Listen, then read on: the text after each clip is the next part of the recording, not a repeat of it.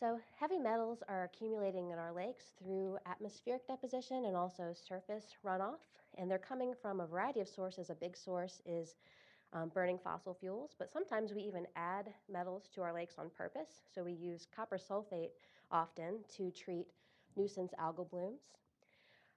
We know that zooplankton are sensitive to these heavy metals based on laboratory tests that we do for toxicity, toxicity regulations. But we don't know very much at all about long-term consequences of exposure to these chemicals in the field. I was interested in in these types of effects for my dissertation that I did at Yale. One of the things that I looked at was how the zooplankton might be evolving in response to this pollution.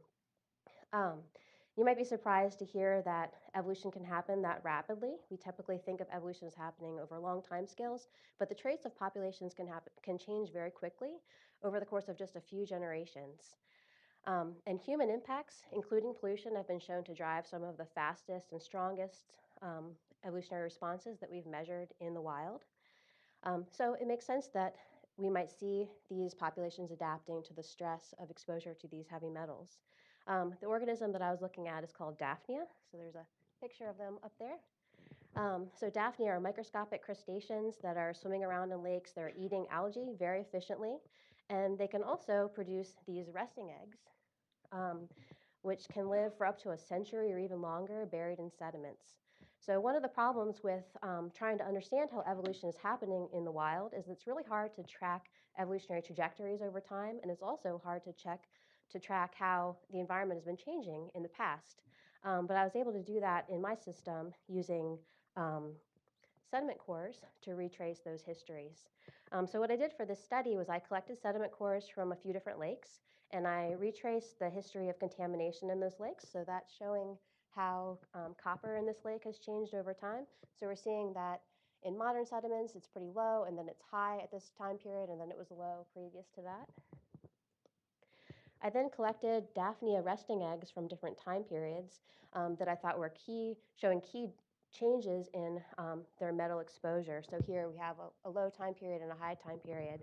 And then I hatched animals from those resting eggs in the lab to look at how their traits have been changing through time. So that's where the resurrection part of the study comes in. So you can hatch these animals and you can grow them up for several generations so that you have a whole bunch of genetically identical clones that you can test their sensitivity to toxins using these toxicity tests. So the way you do that is you expose them to increasing concentrations of your contaminant of interest. Here it was copper.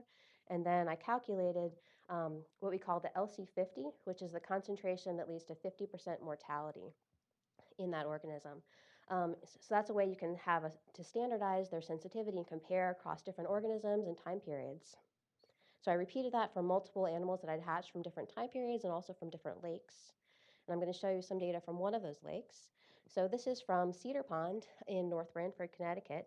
We have this peak of, it's hard to see in this light, I guess, this peak of copper happening around 1982. And then after that peak, copper went down. And if you expected the Daphnia to be adapting to this stress, I would expect to see their LC50s to increase when copper increases, because a higher LC50 means it takes more of this contaminant to kill the animals. Instead, I'm seeing the opposite of that. I'm seeing that the animals are becoming more sensitive to copper dramatically as this copper is increasing. In this lake, even though the copper stress has gone away, today the animals are still very sensitive to copper. And I saw a similar pattern in response to copper in a second lake and also in response to another metal, cadmium, in a third lake. So some concluding thoughts.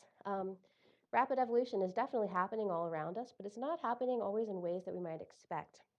So I was expecting that the animals might be adapting to metal stress. Instead, they appear to become maladapted to the stress. They're becoming more sensitive as pollution is increasing. The copper and cadmium levels that I was seeing in my lakes are very typical of what you might see in other lakes around the world in a sort of background, they call it like background pollution. It's not right next to any major factories or anything like that, although copper was used to treat the algal production in two of the lakes. So we might be expecting to see similar types of patterns in other places.